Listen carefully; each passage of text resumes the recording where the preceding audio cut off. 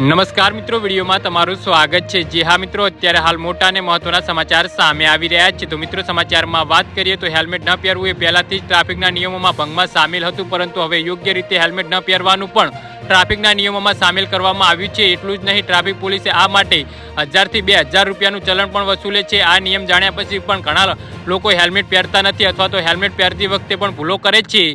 જી હા મિત્રો, અત્યારે હાલ મોટા અને મહત્વના સમાચાર સામે આવી રહ્યા છે। આવી સ્થિતિમાં જેથી તમે સુરક્ષિત રહો અને ચલણથી બચી શકો, અમે તમને જણાવવા જઈ રહ્યા છીએ કે કેવી રીતે હેલ્મેટને યોગ્ય રીતે પહેરવું। ટુ વ્હીલર ચલાવતા પહેલાં હેલ્મેટ પહેરવું ખૂબ જ જરૂરી છે। આ જરૂરી જેથી અકસ્માત દરમિયાન માથાને કોઈ ઈજા ના થાય। મોટા ભાગના માથાની ઈજાઓ મૃત્યુના પરિણામે છે। જી હા મિત્રો, અત્યારે હાલ મોટા સમાચાર સામે આવી રહ્યા છે। આવી સ્થિતિમાં માથા પર હેલ્મેટને સંપૂર્ણપણે ઠીક છે તેનું ધ્યાન રાખવું જરૂરી છે। હેલ્મેટ પહેર્યા પછી સ્ટ્રીપ લગાવવાનું ભૂલશો નહીં। ચલણથી બચવા લોકો વારંવાર હેલ્મેટનો ઉપયોગ કરે છે, તેઓ સ્ટ્રીપ મૂકતા નથી। ઘણા લોકોને હેલ્મેટમાં સ્ટ્રીપ લોક નથી હોતું અથવા તો તૂટી ગયું હોય છે, તો આ તમામ સંજોગોમાં તેમને ચલણ કરવામાં આવી શકે છે। જી હા મિત્રો, અત્યારે હાલ મોટા સમાચાર સામે આવી રહ્યા છે।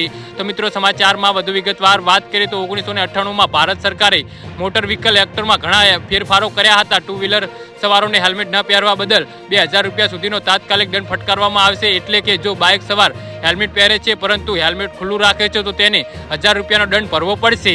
જી હા મિત્રો, તો આના વિશે તમારું શું કહેવું છે તો નીચે મારી કમેન્ટ બોક્સમાં જરૂરથી જણાવજો અને અમારી યુટ્યુબ ચેનલને સબસ્ક્રાઇબ કરવાનું ભૂલતા નહીં। વિડીયો પૂરો જોવા બદલ તમારો આભાર।